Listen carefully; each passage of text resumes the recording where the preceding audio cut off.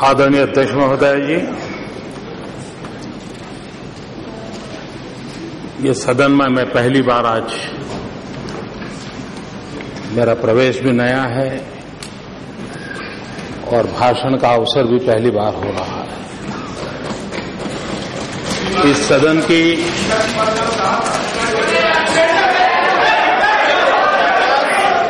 अधीर रंजन जी please. इस सदन की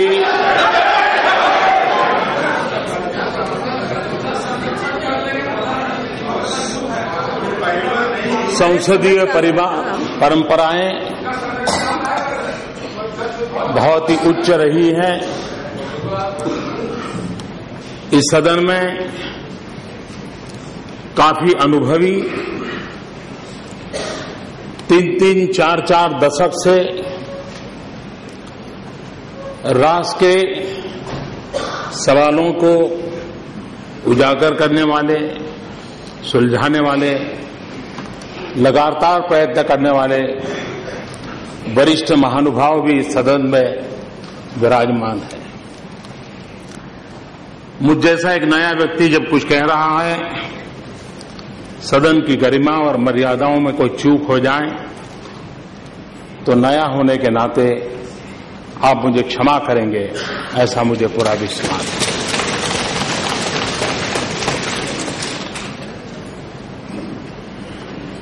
राष्ट्रपति जी के अभिभाषण पर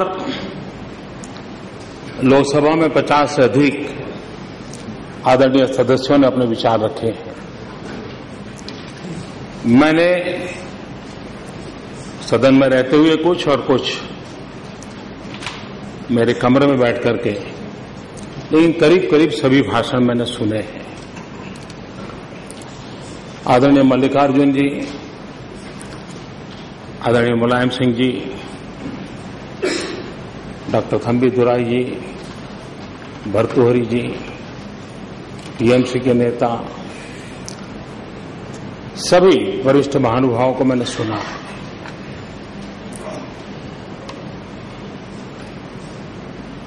एक बात सही है कि एक स्वर ये आया है कि आपने इतनी सारी बातें बताई हैं, कैसे करोगे, कब करोगे? मैं मानता हूं एक सही विषय को स्पर्श किया है और एक मन में आना बहुत स्वाभाविक है। मैं एक अनुभव बताता हूं अपना। मैं नया गुजरात में मुख्यमंत्री बन के गया था और एक बार मैंने सदन में कह दिया, मैं गुजरात के गांवों में, घरों में 24 घंटे बिजली पहुंचाना चाहता हूं। तो खैर ट्रेजरी बेंच ने बहुत तालियां बजाई, सामने की तरफ सन्नाटा था, लेकिन हमारे जो विपक्ष के नेता थे, चौधरी अमर सिंह जी, कांग्रेस के वरिष्ठ नेता थे, बड़े सुलझे हुए थे। वे बाद में समय लेकर के मुझे मिलने आए। उन्होंने कहा, मोदी जी कहीं आपकी कोई चूक तो नहीं हो रही, आप नए हो, आपका अनुभव नहीं है और आप 24 घंटे बिजली इम्पॉसिबल है, आप कैसे दोगे?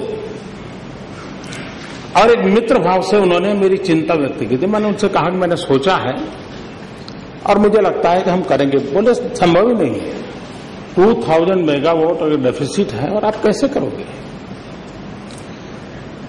उनके मन में वो विचार आना बड़ा स्वाभाविक था, लेकिन मुझे इस बात का आनंद है कि वो काम गुजरात में हो गया था। और इसलिए यहां बैठे हुए काफी वरिष्ठ महानुभावों के मन में सवाल आना बहुत स्वाभाविक है कि भाई अभी तक नहीं हुआ, अब कैसे होगा? अभी तक नहीं हुआ, इसलिए शक होना बहुत स्वाभाविक है। लेकिन मैं इस सदन को विश्वास दिलाता हूं कि राष्ट्रपति जी ने जो रास्ता प्रस्तुत किया है, उसको पूरा करने में हम कोई कोताही नहीं बरतेंगे। हमारे लिए राष्ट्रपति जी का अभिभाषण ये सिर्फ परंपरा और रिचुअल नहीं है। हमारे लिए उनके माध्यम से कही हुई हर बात एक सैंक्टिटी है, एक पवित्र बंधन है और उसे पूरा करने का हमारा प्रयास भी है और यही भावना हमारी प्रेरणा भी बन सकती है जो हमें काम करने की प्रेरणा देती है। और इसलिए राष्ट्रपति जी के अभिभाषण को आने वाले समय के लिए हमने हमेशा एक गरिमा भी देनी चाहिए, उसको गंभीरता भी देनी चाहिए और सदन के हम सब ने मिलकर के उसको पूर्ण करने का प्रयास करना चाहिए। जब मतदान हुआ, मतदान होने तक हम सब उम्मीदवार थे, लेकिन सदन में आने के बाद हम जनता के उम्मीदों के दूत हैं। तब तो हम उम्मीदवार थे, लेकिन सदन में पहुंचने के बाद हम जनता की उम्मीदों के रखवाले हैं। किसी का दायित्व दूत के रूप में उसको परिपूर्ण करना होगा, किसी का दायित्व अगर कुछ कमी रहती है तो रखवाले बनकर के पूरी आवाज उठाना, ये भी एक उत्तम दायित्व है। हम सब मिलकर के उस दायित्व को निभाएंगे। मुझे इस बात का संतोष रहा कि अधिकतम इस सदन में जो भी विषय आए हैं, छोटी मोटी नोकझोंक तो आवश्यक भी होती है, लेकिन पूरी तरह सकारात्मक माहौल नजर आया। यहां भी जो मुद्दे उठाए गए उसके भीतर भी एक आशा थी, एक होप थी। यानी देश के 125 करोड़ नागरिकों ने जिस होप के साथ इस संसद को चुना है, उसका प्रतिध्वनि इस तरफ बैठे हुए या उस तरफ बैठे हुए सबकी बातों में मुखर हुआ है। ये मैं मानता हूं एक शुभ संकेत है भारत के भाग्य के लिए। राष्ट्रपति जी ने अपने भाषण में चुनाव, मतदाता, ये परिणाम, उसकी सराहना की। मैं भी देशवासियों को अभिनंदन करता हूं, उनका आभार व्यक्त करता हूं कि कई वर्षों के बाद देश ने स्थिर शासन के लिए, विकास के लिए, सुशासन के लिए मत देकर के 5 साल के लिए विकास की यात्रा को सुनिश्चित किया है। भारत के मतदाताओं की ये चिंता और उनका ये चिंतन और उन्होंने जो हमें जिम्मेवारी दी है उसको हमें परिपूर्ण करना है। लेकिन एक बात मुझे हमने सोचनी होगी कि दुनिया के अंदर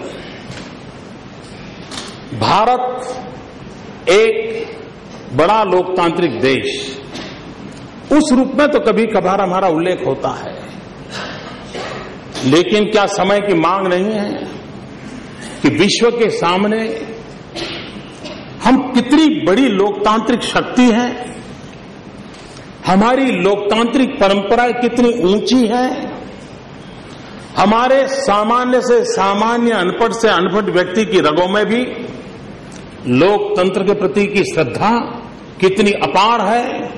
अपनी सारी आशा आकांक्षाओं को लोकतांत्रिक माध्यम से परिपूर्ण करने के लिए वो कितना जागरूक है। क्या कभी दुनिया में हमारी इस ताकत को हमने सही रूप में प्रस्तुत किया है? इस चुनाव के बाद हम सबका एक सामूहिक दायित्व बनता है कि विश्व को डंके की चोट पर हम ये समझाएं, विश्व को हम प्रभावित करें। पूरा यूरोप और अमेरिका मिलकर के जितने मतदाता हैं उससे ज्यादा लोग हमारे चुनाव में शरीक हो।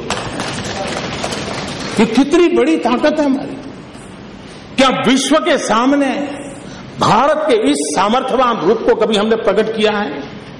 मैं मानता हूं हम सबका दायित्व बनता है, और हमने, ये बात सही है, कुछ बातों में 1200 साल की गुलामी की मानसिकता हमें परेशान कर रही है। बहुत बार हमसे थोड़ा ऊंचा व्यक्ति मिले तो सर ऊंचा करके बात करने की हमारी ताकत नहीं होती है। कभी कभार चमड़ी का रंग भी हमें प्रभावित कर देता है। उन सारी बातों से बाहर निकल करके भारत जैसा सामर्थ्यवान लोकतंत्र और इस चुनाव में इस प्रकार का प्रकट रूप विश्व के सामने एक ताकतवर के रूप में प्रस्तुत होने का समय आ गया है। और हमने दुनिया के सामने सर ऊंचा कर करके, आंख में आंख मिला करके, सीना तान करके भारत के 125 करोड़ नागरिकों के सामर्थ्य को प्रकट करने की ताकत रखनी चाहिए और उसको एक एजेंडा के रूप में आगे बढ़ाना चाहिए।